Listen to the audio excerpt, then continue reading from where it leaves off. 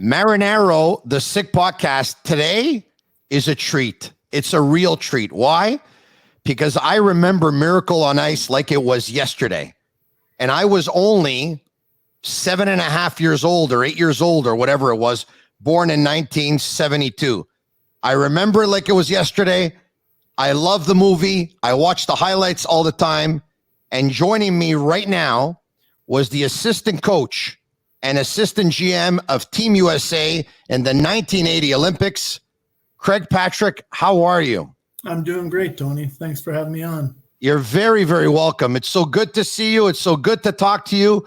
An NHL career as a player from 1971 to 1979, GM of the New York Rangers, a coach for a couple of seasons, GM of the Penguins, a coach for a couple of seasons.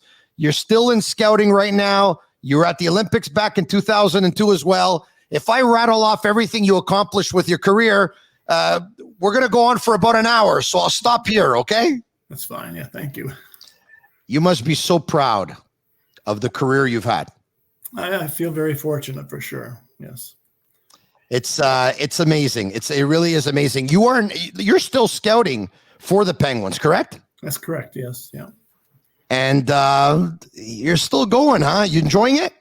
Oh, very much. I'm only 75. I got a ways to go yet. So you're right about that. You're right about that. It's the Sick Podcast, and it's brought to you by Cherry River Hard Seltzer. Only 90 calories, natural flavors, no preservatives. Now available in Quebec grocery stores and at the beer store.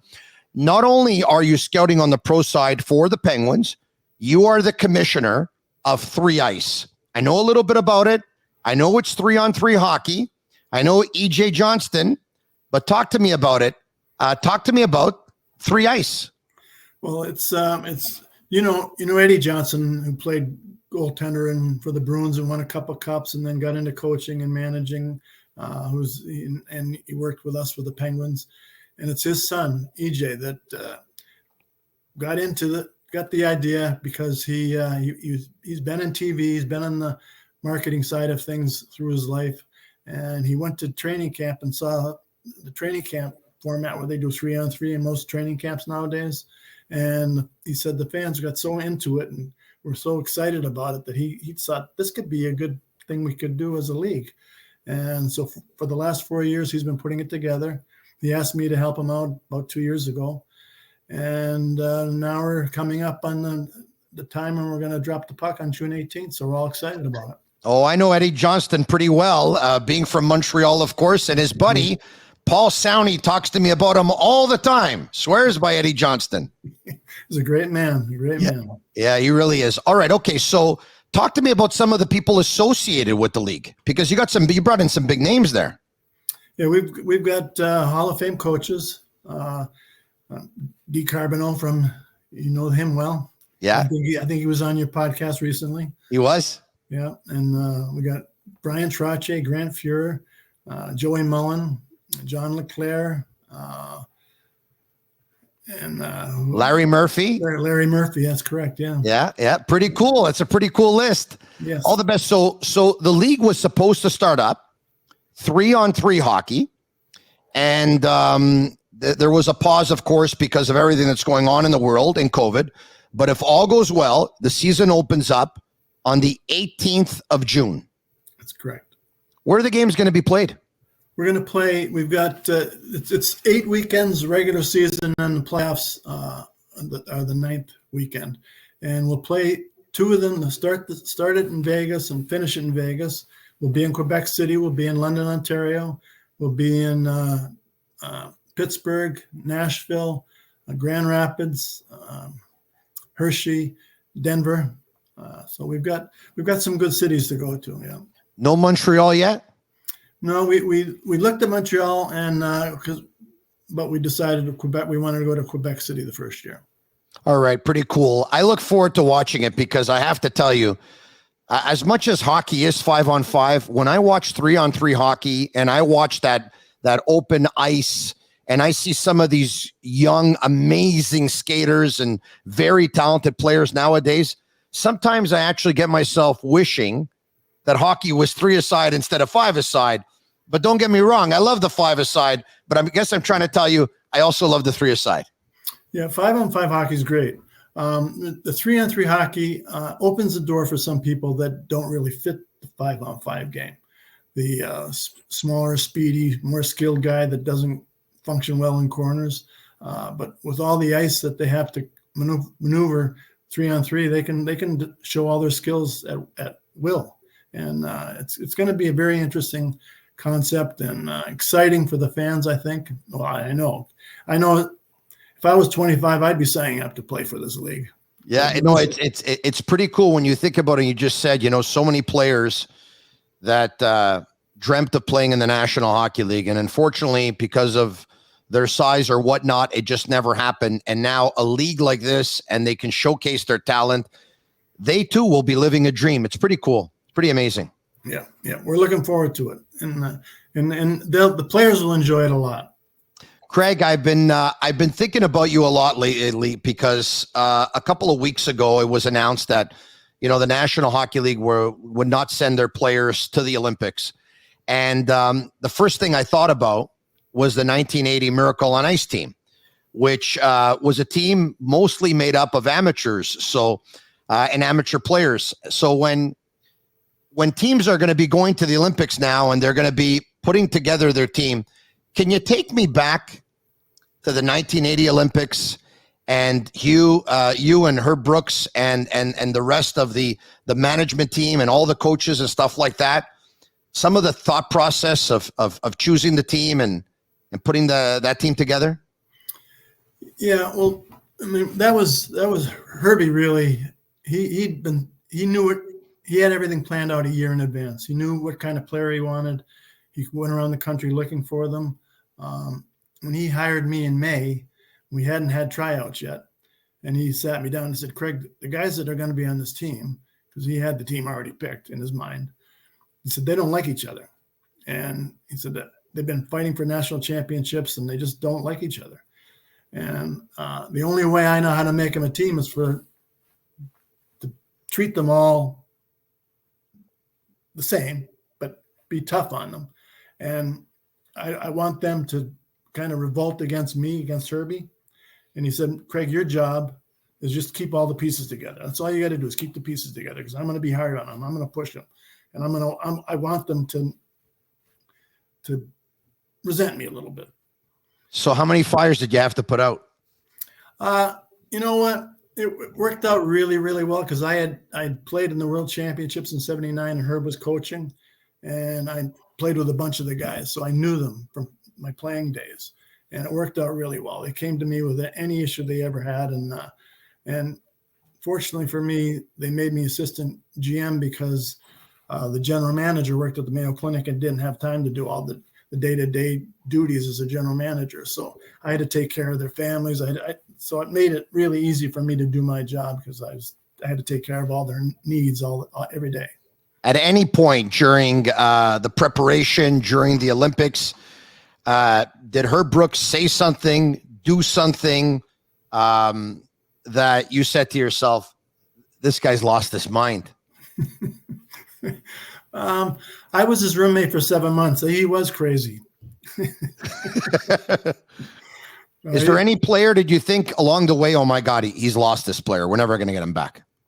No, the players really wanted to be on that team. They would have put up with anything. They really wanted to be part of that team. So but they would have done anything to stay there.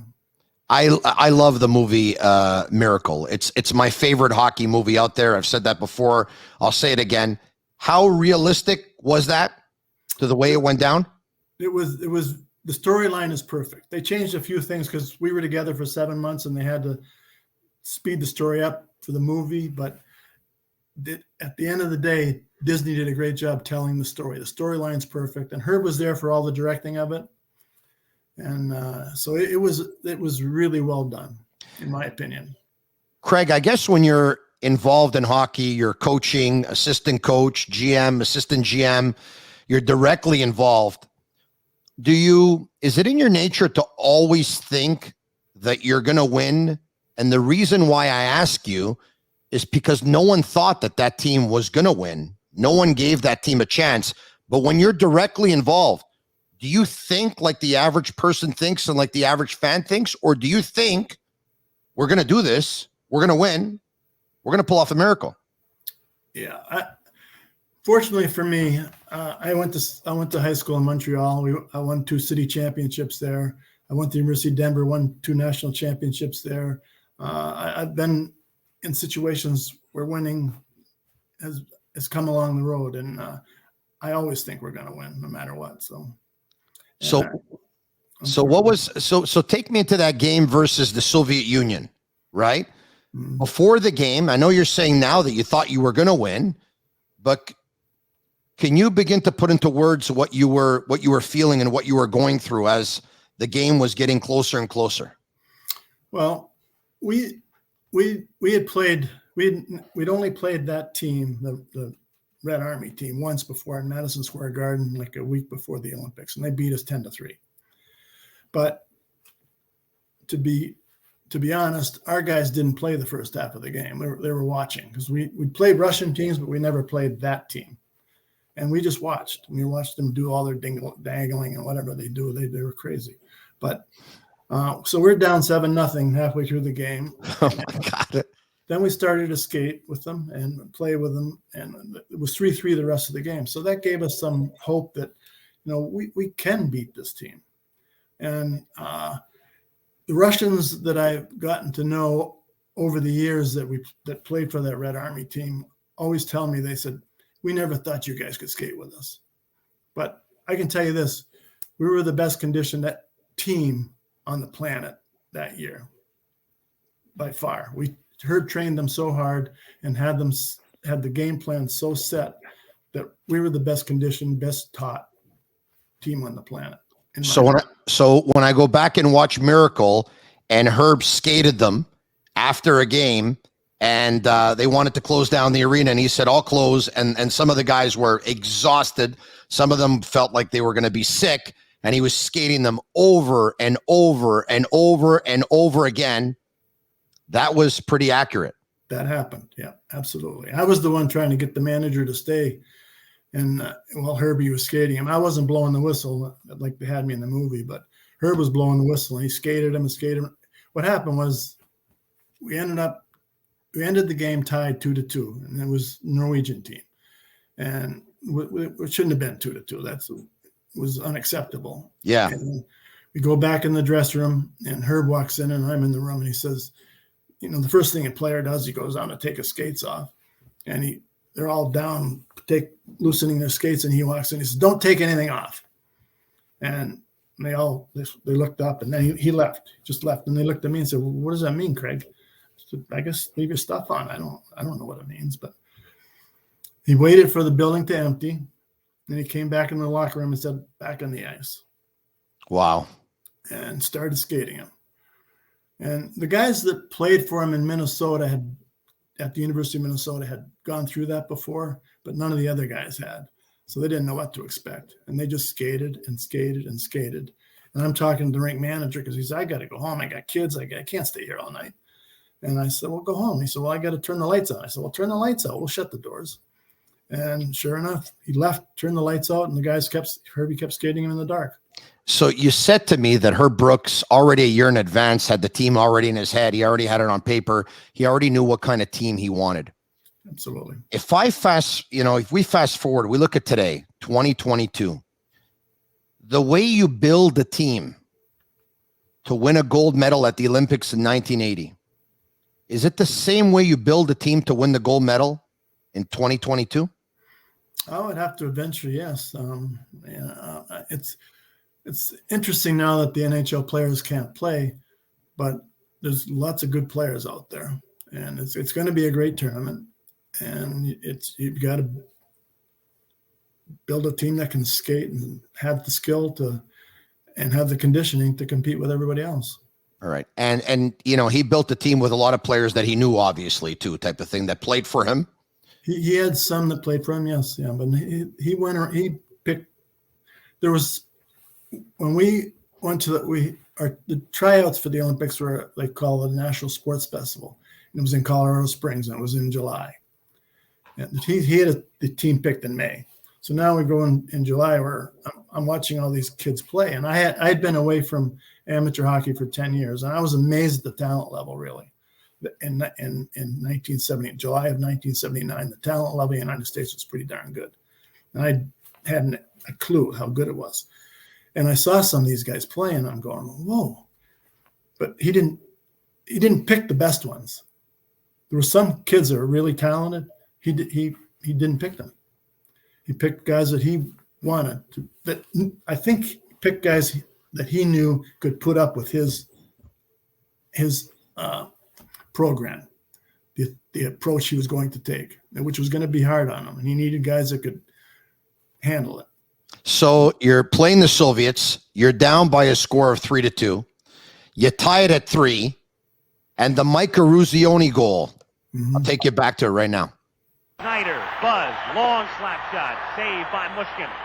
The U.S. team is depending a little bit too much now on Jim Craig. He's making too many good saves. Eruzione! Mike Eruzione!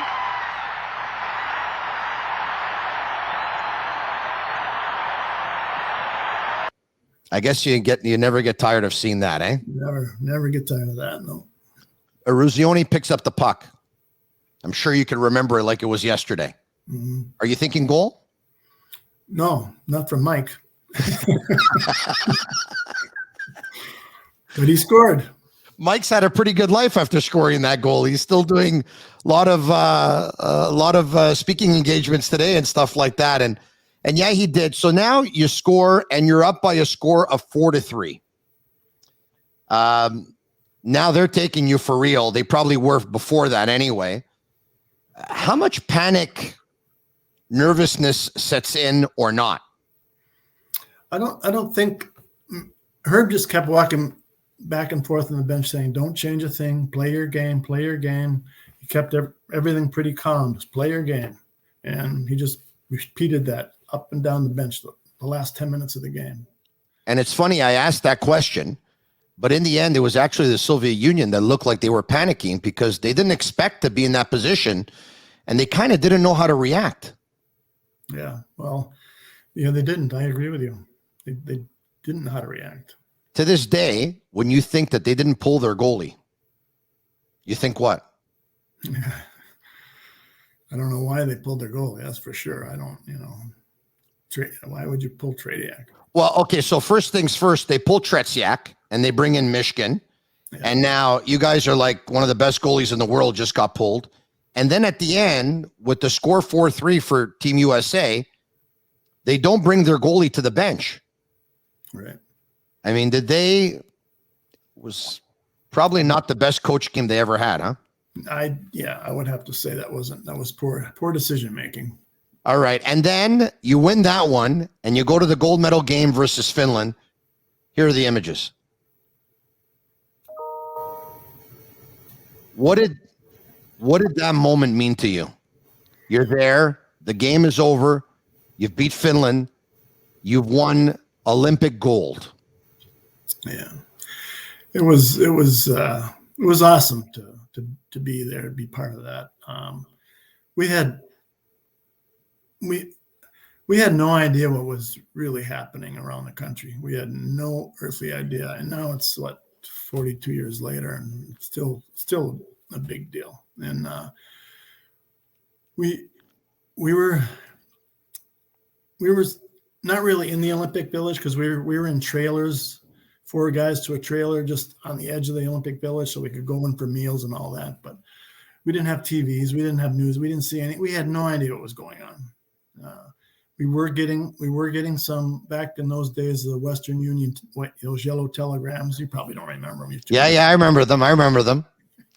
But we're getting those, and it was my job to put them up on tape them on the wall outside the locker room. And we should have had some idea this following we were getting, but in reality, we had no clue. So now the president calls Sunday night after we win and says, "Hey, we want you to come down to the White House." He sends up Air Force One, and Eric Hayden, who won, I think, 6 gold medals, he came with us. And on Air Force One down to Andrews Air Force Base. And from Andrews Air Force Base to the White House, the road was packed on both sides of the road. and it's not a short drive. It's a pretty good drive. 10 people deep on both sides, waving flags, screaming, and we're in limousines now. Wow. We arrived in Lake Placid in a school bus and left in Air Force One. So we're just like, what's going on here? We were shocked. That's amazing. What was a celebration like in 1980 when you beat the Soviet Union? I can still remember Al Michaels. Do you believe in miracles? Yes. And then after that, of course, you win Olympic gold and you beat Finland.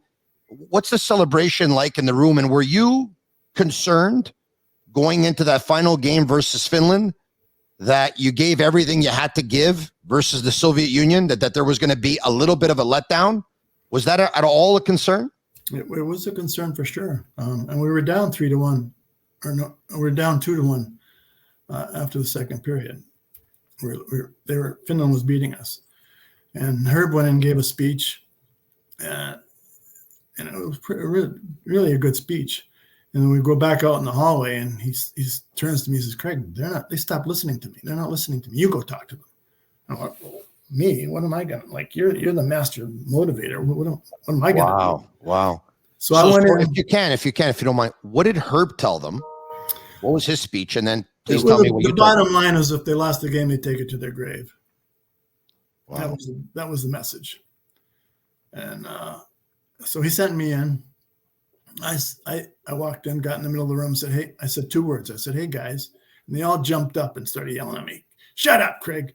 We didn't come all this way for 7 months and let the Finns beat us. That's not going to happen." And they're screaming, yelling. So I go back out in the hall, and Herb said, "How'd it go?" "We're good. We're good." That's amazing. All right. So you win gold. And then 1980, you joined the New York Rangers as a director of hockey operations. And the following year, you become their GM, I believe the youngest GM in New York Rangers history. And it's funny because I'm in Montreal, and the Canadiens hired about a month ago Jeff Gordon to be the executive vice president of hockey operations. Mm-hmm. And he hired Kent Hughes as the 18th general manager in Montreal Canadiens history. And I'm going to talk to you about Kent Hughes in a second, but working for the Rangers, how much pressure is it working for the Rangers, or when you go to the Olympics and you went through what you went through, everything else is a little easier? No. New York was a very interesting place. I was young, and unfortunately, Freddie Shero was the coach and GM, but he didn't really want to do the general manager's duties. He wanted to focus on coaching. Mm-hmm. And unfortunately, we didn't get a good start that year, and they let Freddie go. And then they came to me and said, "Okay, what are you going to do now?" And I went, "Oh." So I'll get Herb Brooks to coach. But Herb couldn't come. He was over in Davos, Switzerland. So I said, "I'll coach the rest of the year, and I'll get Herb in the summer." And it turned out we did pretty well that year. Got to the semifinals, but the Islanders beat us. And it was, I was young and naive, for sure. And dealing with the media was not my forte, certainly then, and maybe not now. I think it's going great. But it was a great experience. I'm glad I had that opportunity to do that. My family, my grandfather was there for 22 years as a general manager and coach, and it was a real treat to be able to step into those shoes and be there. But what I learned while I was there was that I could do this job in the NHL, and they let me go, and I fortunately was able to catch on with Pittsburgh not too long after that. But I knew I could be successful as a general manager because of my experience in New York. GM of the Pittsburgh Penguins from 1989 to 2006. You get there, and the number one centerman and the best player on the team is Mario Lemieux. It's a good way to start. Not a bad way to start.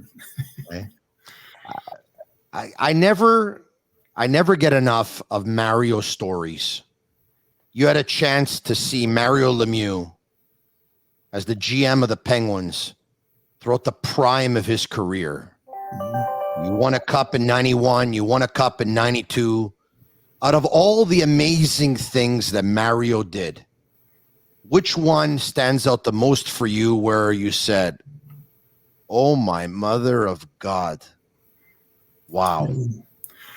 There are many of those. And he was an amazing hockey player, amazing athlete. What he could do with the puck. I mean, if he had a hole that he had to turn the puck sideways to get it in, he'd turn the puck sideways somehow. I don't know how anybody could do what he did with the puck. It was amazing. And he went through a lot of health issues, and the way he kept coming back. My first year there, I was coaching GM to start, and he literally had to grab his pant leg to lift his leg over the boards to get on the ice because his back was that bad. But he went out and performed like there was nothing wrong with him. Wow. Mario Lemieux, if you want to pick up his jersey or Penguins jersey or any jersey, any team, sportbuffshop.com for all of your officially licensed sports apparel and our sick merchandise as well. Use code 615 for 15% off on all of their items. It's funny. I'm talking about Mario Lemieux, and I'm wearing a shirt that says double shift your best players. I would double shift him for sure. You win the cup in 91 and 92, and you know, what a relief for Mario Lemieux, who, you know, the comparisons were there with Gretzky all the time. And until Mario won a cup, he wasn't going to get more credit than that, right? Right. But he pulls that off. And so talk to me about Mario winning that cup in 91, how it felt for him and how it felt for you. I was thrilled for myself, but I was really happy for Mario because we were able to put together a team that could really support him and allow him to be as great as he could be.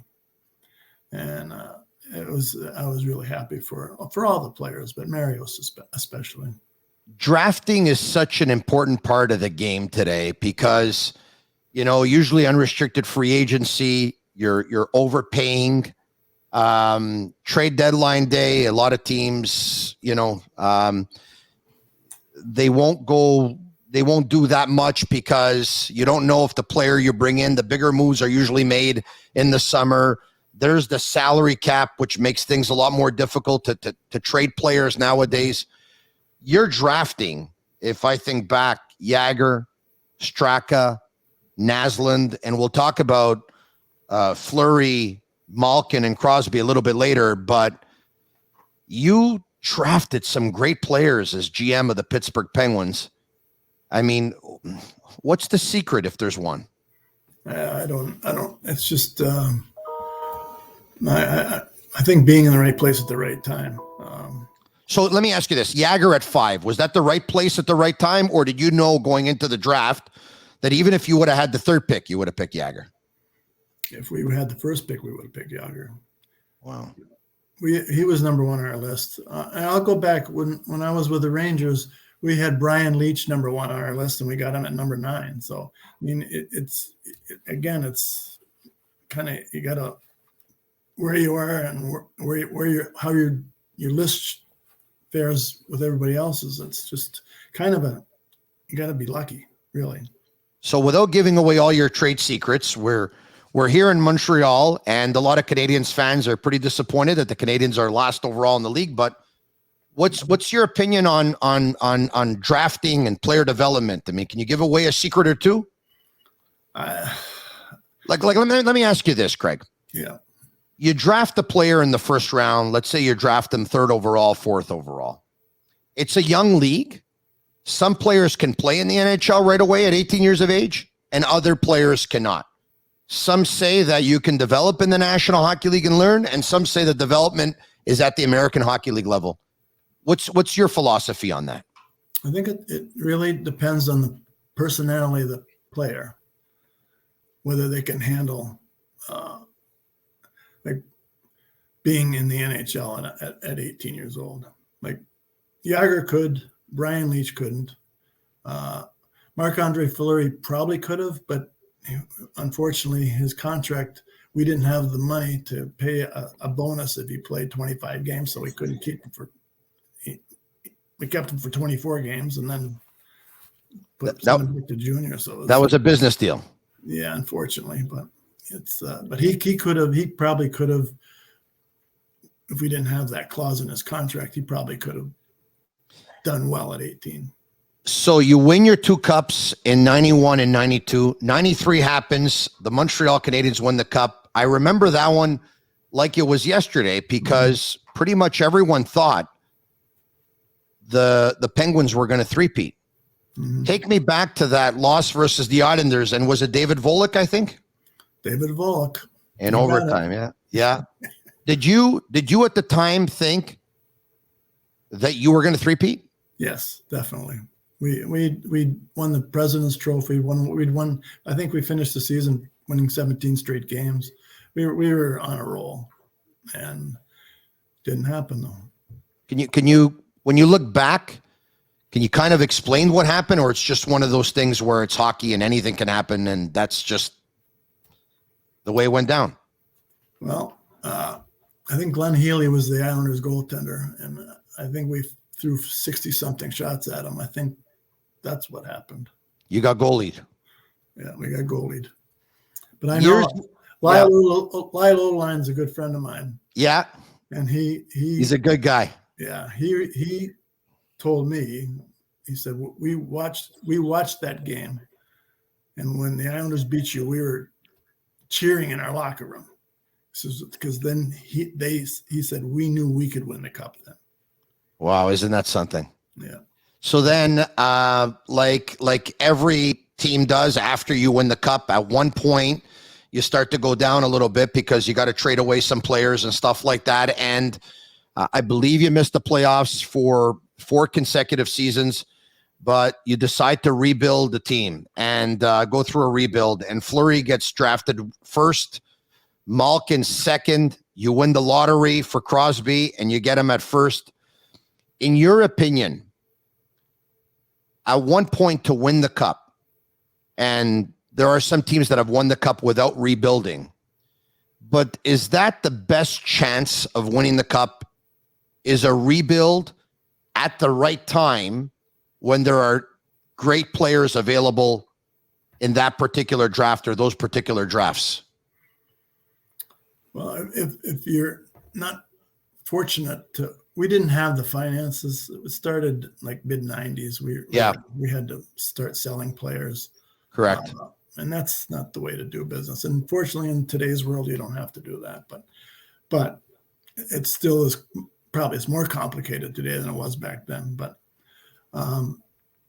if we were fortunate in the drafts for sure. We traded up to get Fleury, and then we were going to pick second, no matter what, with Malkin, and then we got the lottery. So, and we got Letang in that draft with Crosby's draft as well. So, we were fortunate to get some of those guys, and they've won 3 cups. Those guys. So. Players were added to those young players so that they could show them a way. And how important is that? Like, is there a danger of having doing a rebuild and having just young players? Is it important to keep some veterans around? Definitely. You've got to have the strong leader, veteran leadership to show them what it takes to be successful, how you have to work, and how you have to live your daily life. It's you need veteran guys for sure. You need veteran guys that want to stick around too, though, right? Because once they know that you're going rebuild and they're not going to win the cup for 3 or 4 years, some players would rather be somewhere else, right? You have to have the right kind of people for sure. I want to talk to you about the Canadiens, because here I am in Montreal, and once again I mentioned that they hired Kent Hughes as general manager. Were you surprised? Because in the National Hockey League, it seems like a lot of executives they keep coming back and they end up from one team to another, and the Canadiens went outside the box here and hired an agent who's never been an NHL GM, never been an assistant general manager, never been an NHL coach or scout or assistant or anything. Are you surprised at all that they went that avenue? No. There's examples of Brian Burke was an agent. Yeah. There's been examples of people that were good agents and became good general managers. So I think it's a good hiring. I think they did a smart thing. He knows the game. He's had some great clients. He knows what it takes to be a great player. I think it's a good hiring. Is there a disadvantage that you would see as an agent becoming a general manager? No, I don't see one. What would be the biggest advantage in your opinion? Well, he's been in the game a long, long time. He's seen a lot. He probably knows a lot more about the game than a lot of GMs in the league right now. So he's got it. It's all about the experience, and he's got it. As someone who was once upon a time a director of hockey operations, Jeff Molson, the owner of the Montreal Canadiens, says that because Montreal is such a difficult market, and the way he sees it, he sees a two-headed monster. So he went out and he hired Jeff Gordon as executive vice president of hockey ops, and now he has Kent Hughes as his general manager. Can that work? A two-headed monster, or is the first hire and the person that you committed to, is that person ultimately the person that's in charge? Meaning Jeff Gordon. Yeah, I understand. I'm not the person to answer that. I don't really. You got to know what's going on inside, what the mindset is of everybody. It's very workable, but I don't know who has. Let me ask it this way: when you were director of hockey operations for the Rangers, who was your GM at the time? Fred Shero. Fred Shero. Yeah. How did you divide the tasks? We were only together like 20 games. And Okay. After we got fired. He let me do all the general managers things. I talked to all the agents. I did all the contracts. I did what the general manager would do. So he just didn't want to do it. He wanted to focus on hockey. So he wanted to focus on coaching. I mean, and so that's how we worked it. But every situation is different. Let me end by talking to you about the Penguins now. It's so great that you're still with the organization now and you're scouting with them. I have to tell you, from the outside, I looked at the Penguins and I said, okay, with Crosby and Malkin, and of course with Fleury, but now Fleury's no longer there, but they've won their 3 cups with that core and with Letang. And at one point you just kind of get old and then you kind of rebuild again. And they're still very, very competitive. They're really, really hot right now. And it looks like they still have another push, maybe even 2 left in them. I agree with you. I think that the people that have joined the organization as their support staff that's a good support staff that they have here. I think in the way they play the game is the coach has them playing the right way. They're going to be tough to deal with the rest of this year and beyond. What can you tell me about Sidney Crosby? Mario Lemieux was there, one of the greatest players of all time. After Mario, it's Sid. He comes in, the pressure on him too to deliver a cup the way there was pressure on Mario. Just the way he's conducted himself his entire career. Never any controversy, no scandal. I have so much respect for this athlete. Yes. I've never seen anybody work harder than him. Off the ice, on the ice. Guys try to stay with him. The young guys come in, they say, I can train with Sid. They don't make it. I don't mean they don't make it. They just can't keep up to him. So they start with him in the beginning of the year, and halfway through the year, they're off on their own program because they can't do what he does. Last one for you. I know he's a rival of the Penguins, but it's been a friendly rivalry over the years with the Capitals. But if I would have told you that Alexander Ovechkin was going to score at the rate that he's scoring and would have a chance to beat Wayne Gretzky's goal scoring record of 894 goals. If I would have told you that a couple of years ago, you would have thought what? I would have thought you're nuts. But he's doing it. Do you think he's going to break it? I don't know. He's going to get close for sure. It's pretty amazing, huh? It is. It is amazing. What a great league, with so many great young players in the league too. It's the league has never been younger. It's never been faster. And I'm happy that you're still in the game, Craig Patrick. You look great, and everywhere you go, gold medals and cups have followed. So all the best to you with the Penguins. All the best to you with 3Ice. I told you before, I love 3-on-3 hockey, and I'm sure this is going to be a lot of fun for the fans. It gets started in the middle of June. Absolutely. It's going to be really fan friendly and exciting. You're the commissioner. Are you going to be going around from city to city? Are you going to be following? I'll be there every day. Yeah. I look forward to catching up with you in Quebec City. Okay, perfect, Tony. Thank you so much. Thanks for joining us. Thank you for having me on. Thank you. You're very welcome. It's the Sick Podcast. He is the commissioner of 3Ice. He is the great Craig Patrick. You can follow us on Facebook, Instagram, and Twitter at the Sick Podcast, and join our YouTube channel. Subscribe. It's absolutely for free. Craig, once again, be well, be safe. All the health to you. All the best. You too, Tony. Thank you. Thank you very much. There you have it. The great Craig Patrick. Thank you.